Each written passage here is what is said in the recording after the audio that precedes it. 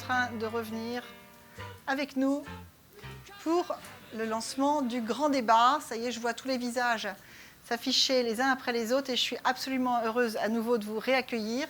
Avec à mes côtés, on ne les présente plus, Monsieur Raymond Soubi et Madame Armelle Carminati. Je vais très rapidement vous présenter pour vous laisser place à la parole parce qu'on va faire un agenda en 2 temps ce soir. Un premier temps, vous nous faites l'honneur d'être à nos côtés pour 15 minutes et Armelle, nous poursuivrons évidemment aussi dans un deuxième temps sur ce sujet de la grogne sociale, Monsieur Soubi. Quelques mots quand même sur votre parcours parce que si tout le monde vous connaît, moi ce qui m'impressionne vraiment dans votre parcours, c'est cette double... cette vision globale, finalement très 360 de la société sociale et des organisations que vous avez vécu tout au long de votre vie en alternant des périodes de création d'entreprise, des postes de très hauts fonctionnaires auprès de différents présidents de la République. Et tout ça a nourri cette connaissance et sans doute votre intuition très forte du social. Vous avez notamment, et pas que, fondé ce groupe Alixio magnifique qui est numéro 1 aujourd'hui en ressources humaines dans le Conseil. Et on avait évidemment envie de vous entendre sur votre vision du monde, de ce qui se joue en ce moment. Vous avez tous vu dans la presse de nombreux sujets autour de cette grogne sociale. Nous nous sommes posé la question en préparant ce rendez-vous, s'agit-il d'une grogne sociale ou d'un grondement social qui nous donne un peu l'idée que ça vient de loin?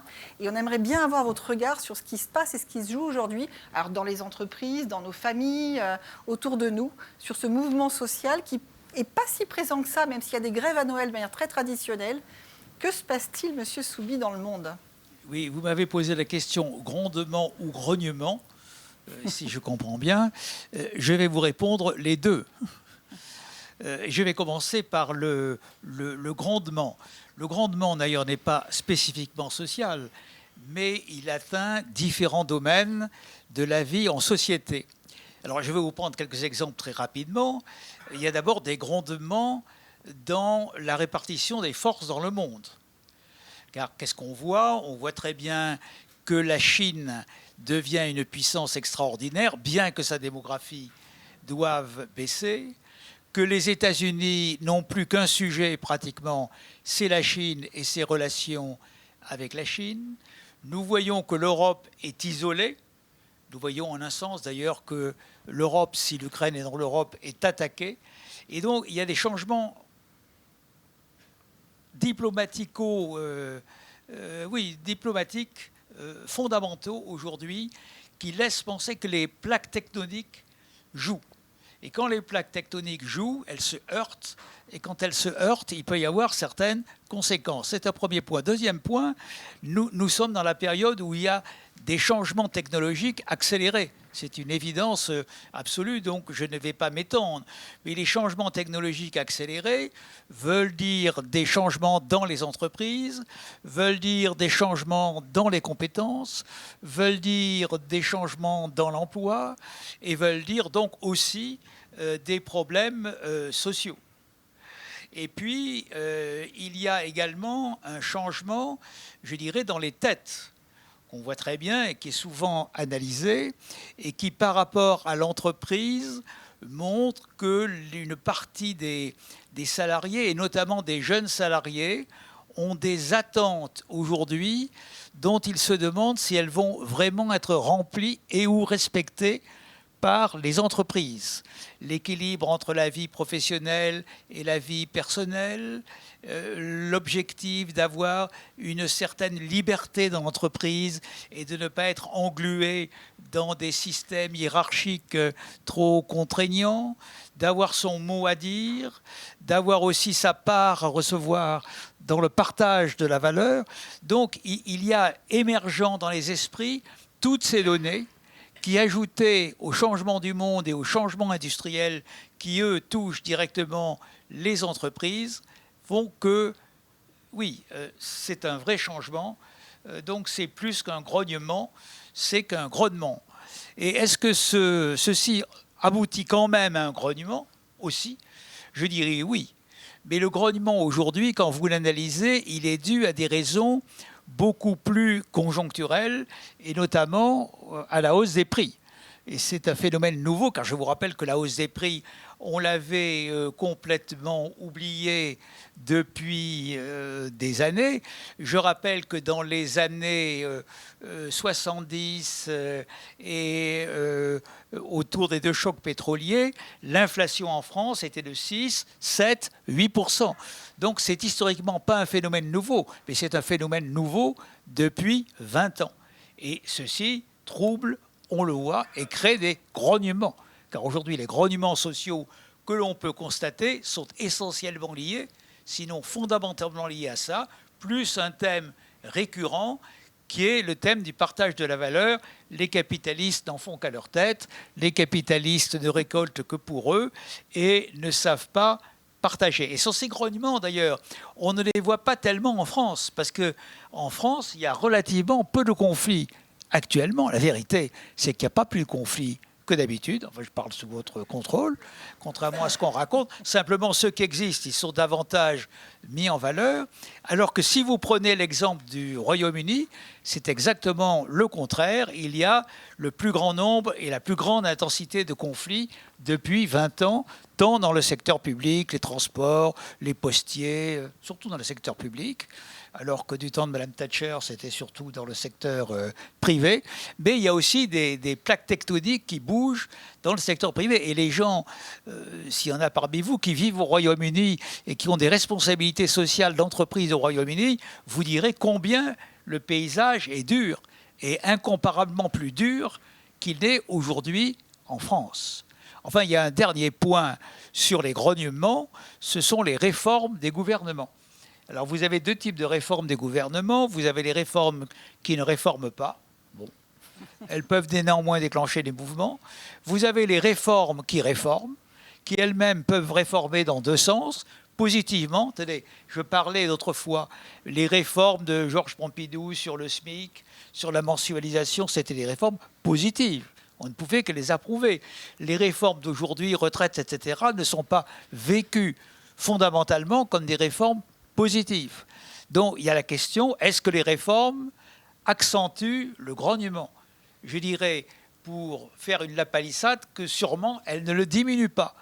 Bon, quant à faire des prévisions sur l'avenir social lié aux réformes, moi, je ne sais pas le faire.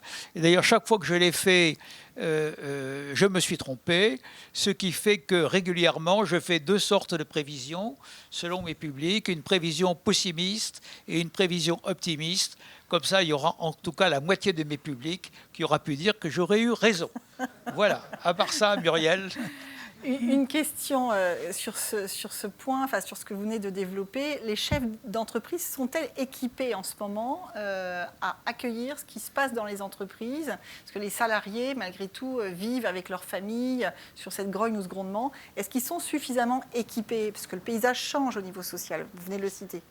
Écoutez, moi je crois qu'aujourd'hui, globalement, les chefs d'entreprise, je parle des chefs des grandes entreprises, sont plutôt positifs, pas négatifs, mais positifs. D'abord, leurs résultats passés immédiats sont bons. Et pour dire la vérité, regardez l'enquête qui a été faite par Bain pour le Syntec, ils ne sont pas pessimistes. En revanche, dans les petites entreprises, il y a souvent des problèmes de trésorerie qui font qu'elles sont menacées. Donc, ils sont pas... Est-ce qu'ils sont conscients des sujets dont nous parlons? Je dirais, cela dépend. Par exemple, dans une autre enceinte que Alixio, je reçois mardi soir Jean-Dominique Sénard, qui est le président de Renault.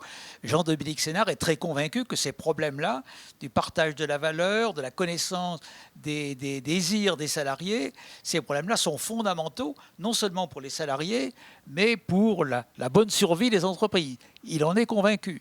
D'autres n'en sont pas convaincus et ne disent rien. Enfin, il y a une troisième catégorie la plus nombreuse qui parle beaucoup de ça, mais qui n'en est pas fondamentalement convaincue en elle-même. Voilà. Alors que pourtant, c'est pour elle un défi, car s'ils ne règlent pas ces défis, ils auront des problèmes accrus de recrutement, il y a déjà des tensions très fortes, et des problèmes accrus de compétences. Sur les problèmes de tension sur les recrutements, il y a un mot que je voulais ajouter. Alors, il y a les problèmes de correspondance de l'offre et de la demande, comme on dit, et les problèmes des aspirations non satisfaites des salariés dont on a parlé, et dont ma voisine, qui est une admirable experte, parlera parlera beaucoup plus et beaucoup mieux que moi. Oui, mais finalement, les entreprises ne sont pas trop axées, je trouve, là-dessus encore. Et donc, votre rôle à vous, par ma voisine, est vraiment, et d'ailleurs c'est votre rôle vraiment, consiste à les rendre conscients, un, des risques qu'ils prennent, et deux, des avantages qu'ils perdent en ne traitant pas ces sujets. Parce que quand on discute avec eux, ils en parlent tous de ces sujets, mais on se demande s'ils y croient vraiment ou si c'est pour faire bien. Alors nous allons poursuivre dans quelques instants avec Armelle, mais je fais attention à votre agenda, parce que je sais que dans 30 secondes, vous repartez aux affaires. Voilà. Donc une dernière question pour vous qu'on a toujours le plaisir de poser à tous nos invités, Monsieur Soubi, avant que vous nous quittiez, c'est que faut-il apprendre de nos enfants ? Il faut apprendre à nos enfants d'abord la réalité, si vous me permettez, de ne pas leur raconter d'histoire sur ce qui se passe, leur décrire le monde comme il est, et puis de leur expliquer ce qui est toujours vrai, que le pire n'est jamais sûr. Et que par conséquent, c'est à eux, ce sera à eux, de construire à partir d'une situation qui est difficile, un avenir qui sera plus ou moins brillant. Adieu. Donc, pour terminer par une banalité épouvantable mais qui est réelle, l'avenir est vraiment entre leurs mains. Peut-être beaucoup plus qu'entre nos mains. Merci beaucoup. On vous laisse repartir parce que je trouve que d'ailleurs avec Monsieur Soubi, il y a plein de points qui vous rassemblent, mais il y en a un, moi, qui m'a frappé quand j'ai lu vos histoires de vie. C'est peut-être cette vision 360 où tous les deux, vous avez, j'allais dire, navigué, œuvré au sein d'entreprises, au sein d'institutions qui, sans doute, ont nourri de cette vision globale. Et ça, je pense que ça en notamment un point commun. Tu as été parmi les 40 femmes les plus inspirantes de France, citées par Forbes, ingénieure centralienne, Accenture, puis Unibail, investisseuse de conviction. Tu as créé un fonds sur les sociétés d'investissement Axitis Invest, engagée en matière d'égalité des chances. Tu présides le comité d'entreprise inclusive du MEDEF. Siège au Haut Conseil de l'égalité entre les femmes et les hommes, personnalité qualifiée au Conseil supérieur. J'aurais pu en rajouter, parce que moi j'ai eu le plaisir de découvrir notamment et pas que la création d'Accenturel, qui fut le premier réseau de femmes en France, et plein d'autres choses. Donc moi j'avais vraiment hâte d'avoir cet échange avec toi. Et alors, grogne ou grondement, ce qui se passe aujourd'hui dans la société, ce qui se passe dans nos familles et dans les entreprises, ton regard. Merci Muriel. Alors, je prends non seulement le pouvoir, mais la place de Monsieur Soubi. Donc, je prends la place du boss pendant quelques instants. Il me pardonnera parce qu'en toute façon, il m'y a invité. Je suis un peu frustrée de ne pas être dans le dialogue, mais bon, voilà, ce sera pour une prochaine fois. Je suis sûre qu'ici, il y a des yeux et des oreilles pour lui rapporter ce qui va se dire, et que s'il y a des choses qui lui plaisent ou qu'il a envie de contredire, il me contactera. Déjà, sur la question de grogne ou grognement, moi, ça m'a fait immédiatement penser au bruit social, à la question des signaux faibles. Et avant de disserter, j'avais envie de vous apporter les chiffres. Rassurez-vous, c'est la première et la dernière fois que je vous infligerai des chiffres. Mais enfin, je suis ingénieure, on ne se refait pas. J'essaie d'ailleurs d'apporter, vous le voyez, d'ouvrir la porte de l'innovation sociale et managériale au MEDEF. C'est dire que je ne manque pas de courage, mais surtout que j'ai besoin de chiffres pour parler, pour être entendue, et puis pour pouvoir effectivement faire entendre la voix de ces chefs d'entreprise humanistes et de ces dirigeants humanistes dont vous êtes, à n'en pas douter. Et c'est cette voix-là aussi que vous apportez à la table des comités de direction que vous rejoignez. Alors les chiffres, moi j'ai le plaisir dans ce comité entreprise inclusive de faire tourner depuis plus de 10 ans maintenant, depuis 2012, un baromètre de perception du climat d'égalité des chances. Donc ça fait 11 fois qu'on interroge 1500 salariés en France sur pas mal de sujets de responsabilité d'entreprise, tout simplement. Et depuis 2 ans, donc en 2021-2022, je les ai interrogés sur la question des nouveaux sujets de tension qui émergent en entreprise. Donc c'est en ce sens-là que ça peut nourrir votre... Peut-être donner un petit peu de hard facts sur cette question de Ça grogne, ça va grogner, ça va exploser, ou qu'est-ce qui déstabilise à titre individuel les gens qui nous entourent finalement dans nos équipes? Donc cette question, je vais vous lire précisément d'ailleurs l'interpellation que je donne, c'est: avez-vous été confronté à des comportements que vous trouviez extrêmes? Et j'explicite: attitude d'une intransigeance absolue aux exigences disproportionnées pour la sérénité du climat de travail. Que ce soit de la part d'un de vos collègues ou de collègues sur les sujets suivants, et j'en donne 6. Avec 2 mesures, mi-2021 à mi-2022, on commence à voir un début de tendance.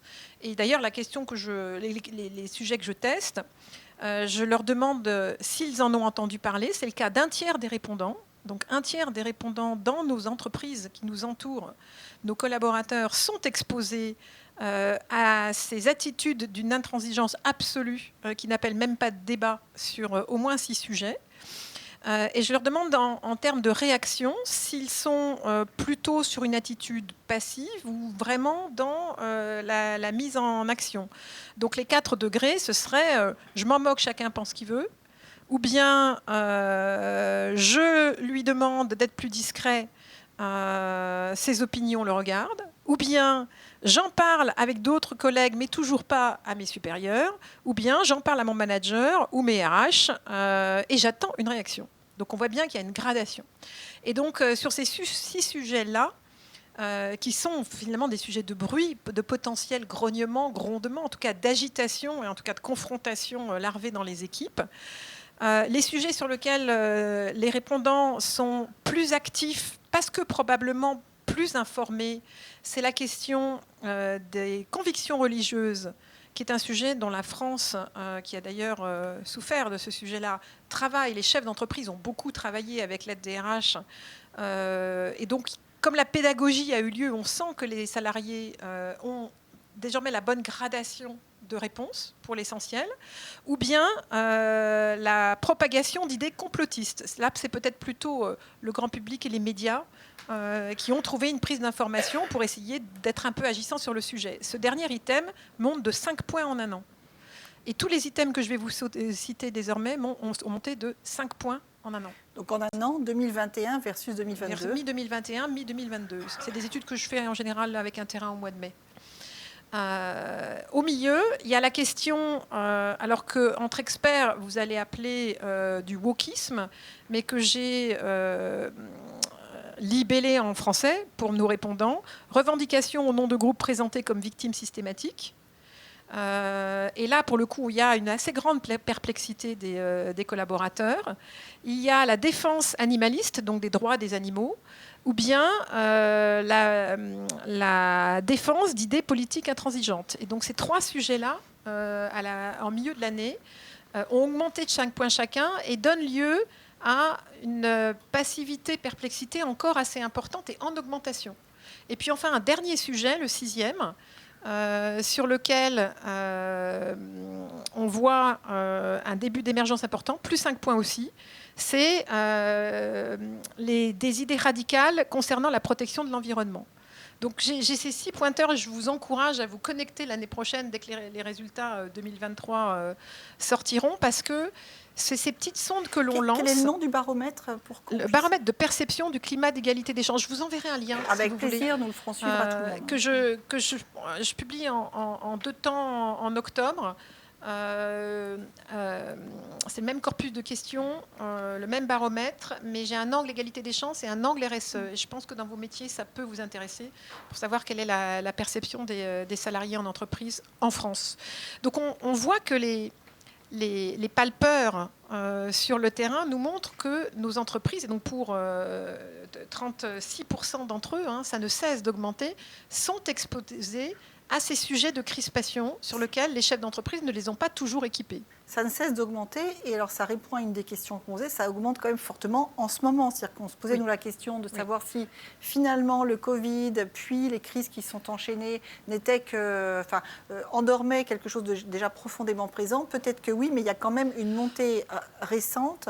En fait, je ne pense pas que les sujets soient récents. Je pense que la liberté d'en parler et la modalité d'expression, c'est-à-dire n'appelant aucune réponse, autrement sort de ma vue, la cancel culture, comme on le dit, sont des pratiques dont les apprentissages sont plus récents. On s'est autorisé beaucoup plus aujourd'hui, en fait, à exprimer nos valeurs, nos opinions. Sur la liberté de parole, notre aspiration à une société plus égalitaire, où chacun peut venir comme il est, où chacun peut venir comme il veut, et qui est un travail permanent, c'est un travail sur lequel, je suis personnellement engagée, nous oblige à une vigilance. Être dirigeant, ce ne serait pas drôle si c'était simple. Donc, ça nous oblige à une vigilance de contrepoids pour libérer la parole, certes, mais apprendre à peser la valeur de la parole. C'est-à-dire, nos politiques d'égalité, finalement, si on les déroule aveuglément et qu'on ne les accompagne pas d'une éducation au dialogue et même à la confrontation, c'est presque une façon de dire toutes les paroles se valent, toutes les opinions se valent, fin du débat. Et donc, que ce soit la liberté de dire, la possibilité d'être écouté, notamment grâce à tous les médias possibles, mais c'est valable aussi sur le plateau du bureau, ou bien le ton employé, c'est-à-dire l'évitement du débat sain et salutaire pour l'affirmation de confrontation avec refus du débat, c'est des modalités dont l'apprentissage est plus récent, à mon avis. Plus récent, puis on voit que le débat ou la liberté de parler n'est pas toujours si simple. Juste un exemple qu'on vit tous en ce moment avec les écologistes qui ont envie simplement de faire porter leurs paroles et qui s'assient sur le périphérique et bloquent les voitures. Ça agace un tout petit peu ceux qui sont devant. Et on voit que le partage de la parole n'est pas toujours si simple que ça. Oui, oui. Ou qui, d'ailleurs, sans même désirer de parole, asperge de soupe à la sauce tomate des œuvres d'art. Absolument, voilà. En interpellant la valeur qu'on accorde à l'art versus la valeur qu'on accorde à l'humain ou tout simplement à la vie ou à la planète. Et là, on voit, à travers ce que tu dis, quelques extrêmes, finalement, dans la prise de parole. Bien sûr. Ou dans la prise d'acte. Dans la prise d'acte. Qui se dispense même quasiment d'une parole, puisqu'en général, par exemple, ces actes de jeter de substances colorées sur des œuvres d'art qui, pour l'instant, sont des tableaux, c'est l'image et c'est un slogan. Et il n'y a même pas d'attente du débat dans la salle où seraient les visiteurs du musée, par exemple. Oui. Voilà. Donc sur cette question du bruit, voilà les chiffres. Je ne vous en donne pas beaucoup plus, mais je les ai trouvés intéressants. Moi, ce qui m'a plu dans cette invitation, c'est pas tellement la deuxième moitié de la phrase, c'est-à-dire la boussole sociale désorientée. On est peut-être désorienté, mais c'est encore plus essentiel d'être dirigeant au milieu de ça, et de se porter volontaire pour diriger un petit bout de la solution. Donc bravo à ce que vous faites, à ce que vous faites tous et toutes collectivement. Ce qui m'a interrogée, parce qu'en plus je suis ingénieure, c'est réinventer l'idée de progrès. Je trouve ça extrêmement intéressant parce que une des raisons pour lesquelles ça cale un peu dans nos courroies de transmission en entreprise, c'est qu'il y a peut-être moins spontanément cette adhésion à l'idéal de progrès. Je pense que dans la façon dont vous avez posé la question, je pense que c'est un des points essentiels. Et ça amène du moyen terme dans un contexte où plus que jamais on sent l'activité en très court terme. Donc en fait, cette idée de progrès, c'est comment on réinvente cette capacité à aller voir au-delà. C'est ça, parce que notre horizon s'est raccourci. Alors, il s'est raccourci physiquement il y a 2 ans et demi, en mars 2020, partout sur la planète ou presque. Et donc là, effectivement, notre horizon, c'était nos 4 murs, éventuellement un peu de visio, mais c'était pas non plus un horizon... Enfin, c'est un horizon, pour le coup, il peut être lointain, mais il est étroit. C'est une focale toute petite de la caméra. Et puis également, à la fois chef d'entreprise, investisseuse sur du long terme. La question du long terme me pose question.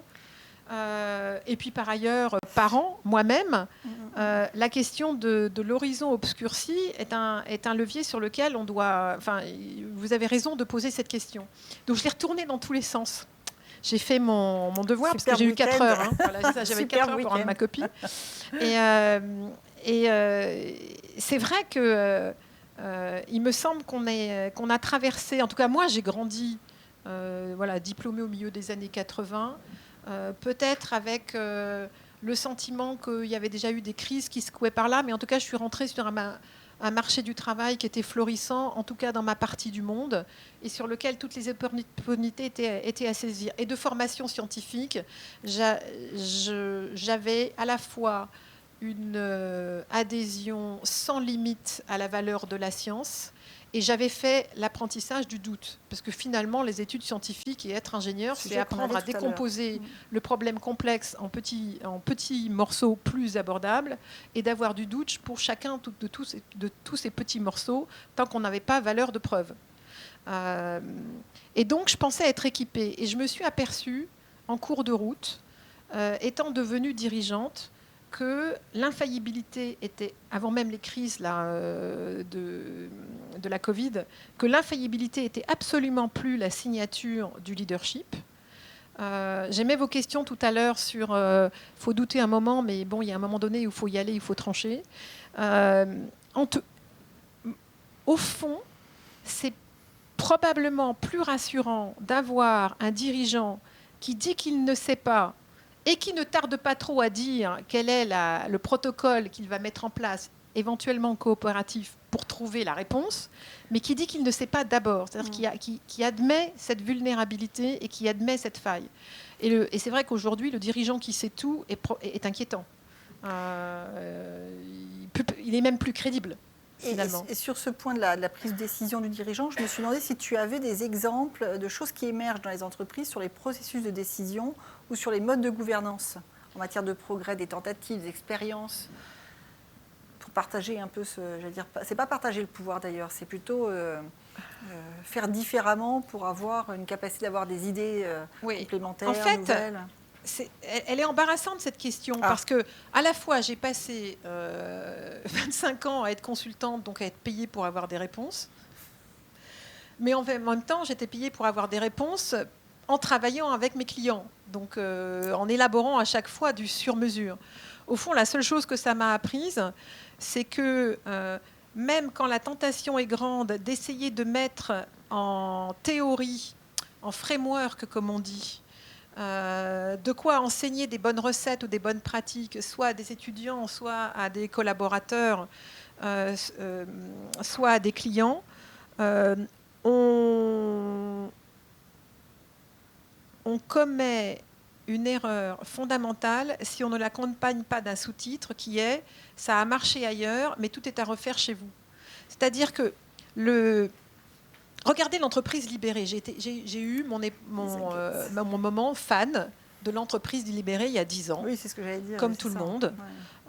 En se disant, ça y est, libérer le collectif, faire sauter les entraves. Et puis, il y avait Favi, enfin, il y avait des endroits où ça marchait.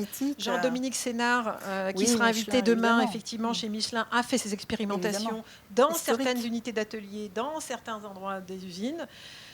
Décathlon, enfin voilà, il commençait à frémir des choses intéressantes et au fond, ce dont on s'aperçoit, c'est que ça n'a pas été généralisé, non pas parce que c'est voué à un échec, mais que ça ne répond qu'à un contexte à la fois. Et surtout, ça ne répond qu'à une alchimie à la fois. C'est-à-dire, c'est le contexte concurrentiel, c'est les gens qui y sont, c'est la tessiture des dirigeants du moment.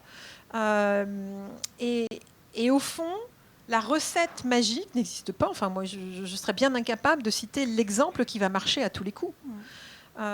C'est probablement, d'ailleurs, plus on a besoin de ces théories et plus on virtualise nos relations, plus on doit revenir à l'essentiel de l'humain, du lien entre cet individu qui fait partie de mon équipe et l'individu que je suis moi en tant que dirigeant.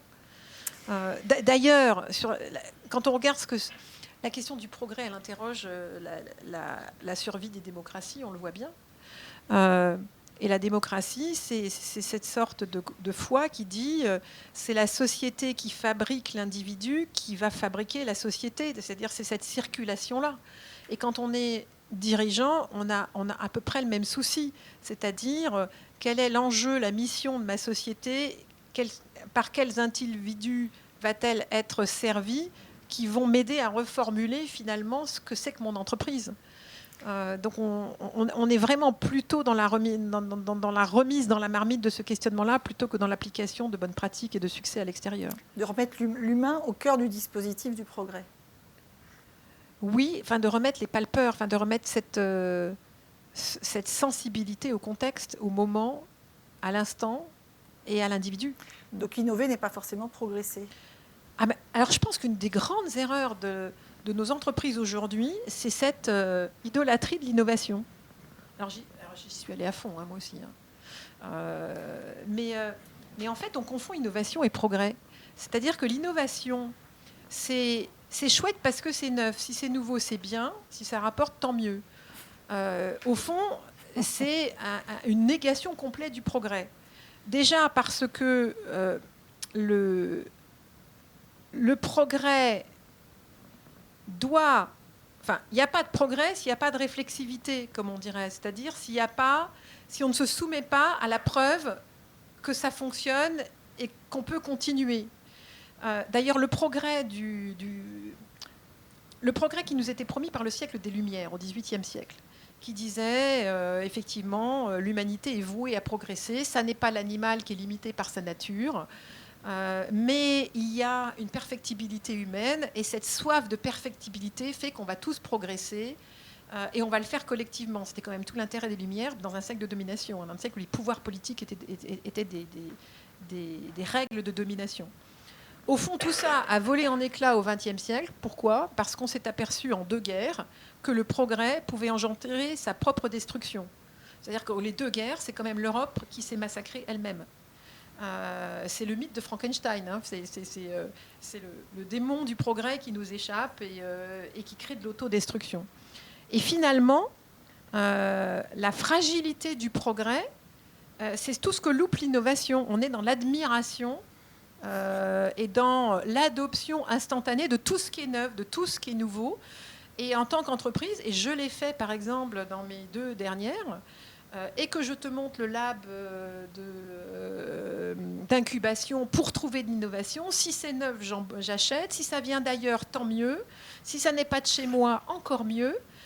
Or, 80% des innovations ne trouvent pas de clients en moins de 12 mois. Enfin, ça ne répond à rien pour l'essentiel. Parce qu'on a rétréci. C'est quand même un paradoxe incroyable.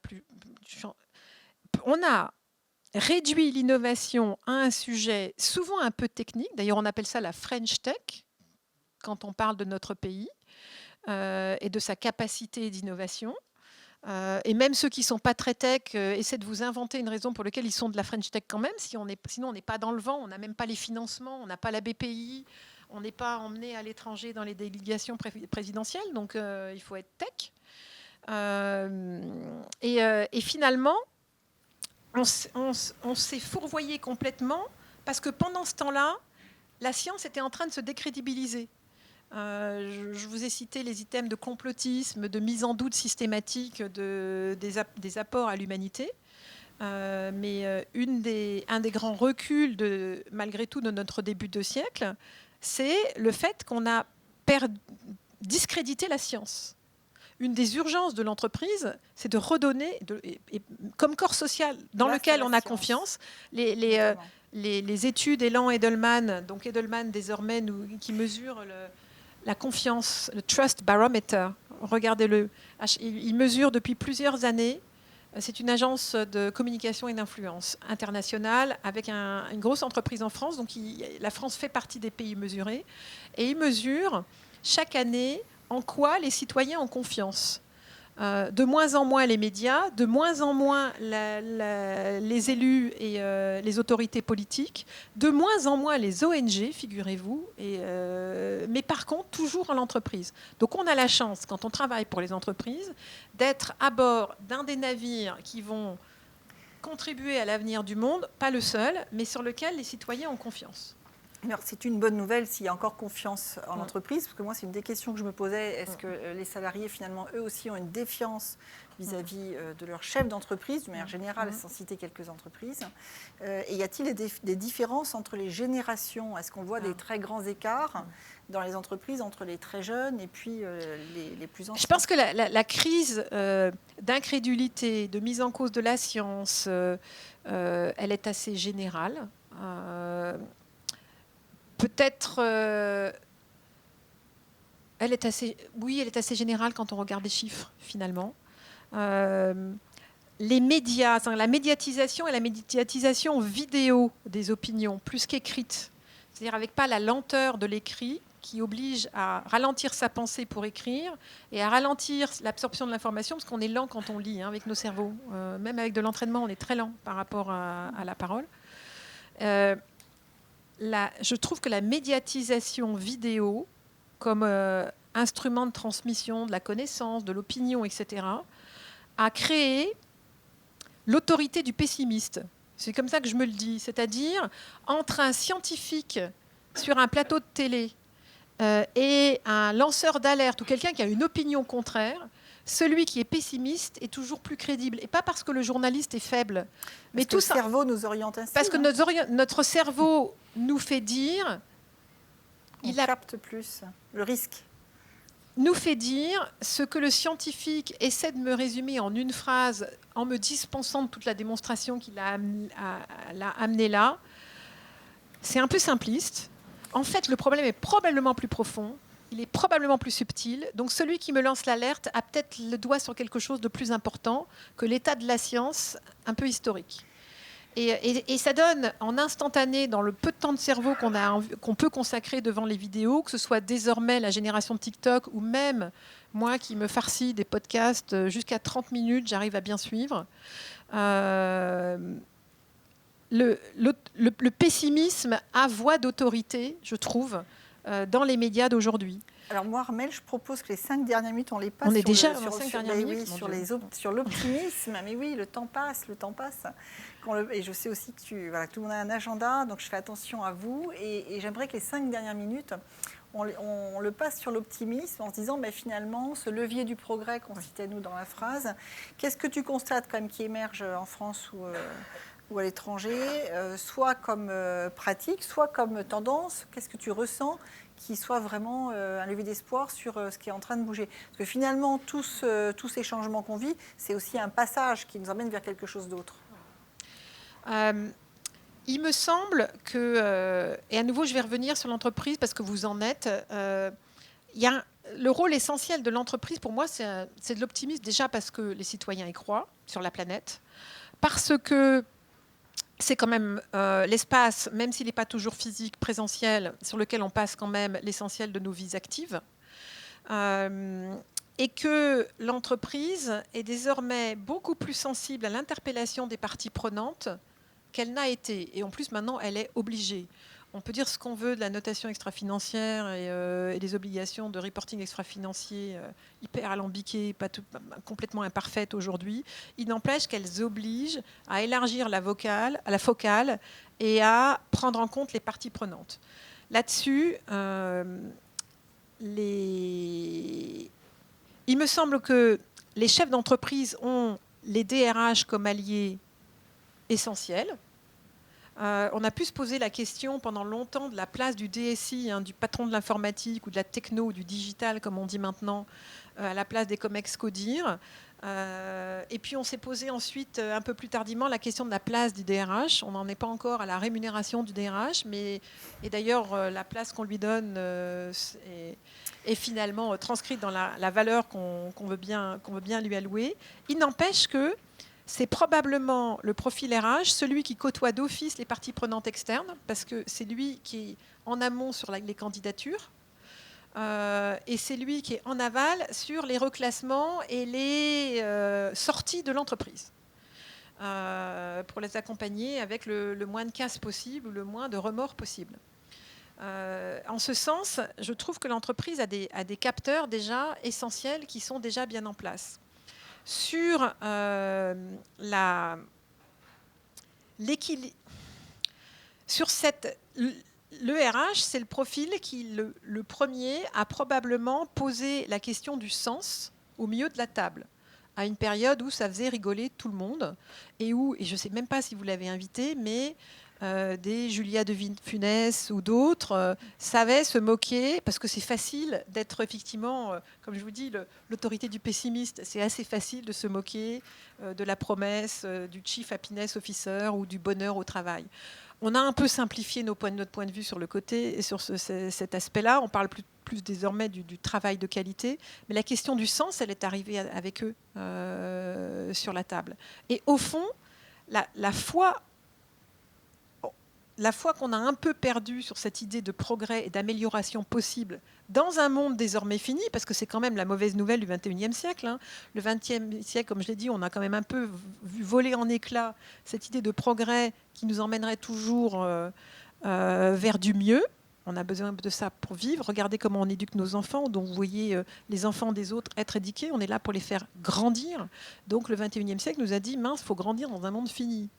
Et dans un monde rare. Donc c'est quand même un peu plus angoissant d'essayer de déterminer la réponse. Il n'empêche que l'entreprise reste, à mon sens, le lieu sur lequel on peut expérimenter. C'est un laboratoire temps réel.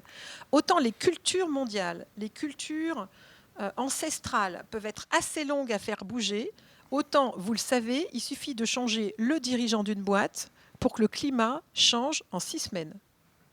À titre anecdotique, si le précédent était fan de rugby et que le suivant est fan d'opéra, alors là, tout le monde tourne Kazakh et trouve des nouveaux sujets de conversation assez rapidement pour faire alliance, pour créer de la connivence, et pas toujours avec un faux nez d'ailleurs, mais par curiosité, parce qu'à un moment donné, il faut trouver un espace commun de discussion. Et ça, c'est de l'anecdote sur les préférences ou les fantaisies du dirigeant. Mais vous savez à quel point le climat va tourner par le départ de quelqu'un et l'arrivée de quelqu'un d'autre. Par exemple, votre arrivée à vous dans les équipes. Et donc, cette vitesse de réacculturation et de virage sur l'aile des cultures d'entreprise en font un labo formidable de ce qu'on peut essayer de faire pour améliorer nos sociétés. Et ce qui nous rassure, c'est qu'on a justement cette vie dans les entreprises, c'est notre vie au quotidien, donc c'est un lieu sans frontières dont tu nous parles, et où finalement la communauté est rassemblée dans l'entreprise et encore plein de choses à créer. Avec les frontières quand même, on a une mission commune. Le filet de sécurité qu'on a tous ensemble, c'est la mission pour laquelle on carbure. Sans frontières au sens où ce que l'on est au sein de l'entreprise, on est entièrement avec nos histoires, nos vies, nos familles, et on vient dans l'entreprise avec l'ensemble de tout cela. Et on a encore ce lieu-là de communauté finalement pour nous rassembler. On arrive au bout de notre histoire déjà, le temps passe très très vite. Et alors traditionnellement, je te pose la même question qu'à Raymond Soubi et à tous nos grands invités. Que faut-il apprendre? Que souhaites-tu, Armelle, apprendre de tes enfants? Alors, j'ai entendu Raymond Soubi répondre et puis tu m'as posé la question vendredi. Donc, je me suis dit, mince. Et finalement, je t'ai dit que j'y réfléchirais mieux. Eh ben non. Spontanément, moi, j'ai envie de repartager ce qui m'est sorti parce qu'en fait, c'est ça nos vérités aussi, c'est ce qui jaillit, n'est-ce pas? Moi, ma première réaction, c'était de dire chacune de mes 3 filles, ça a été un choix de lâcher prise, parce qu'à un moment donné, je veux un enfant. Et il n'y a même plus de rationnel, il n'y a même plus de est-ce bon pour ma carrière, est-ce que c'est bien le moment, mon mari vient de créer sa boîte, qui remplit le frigo, c'est même plus ça.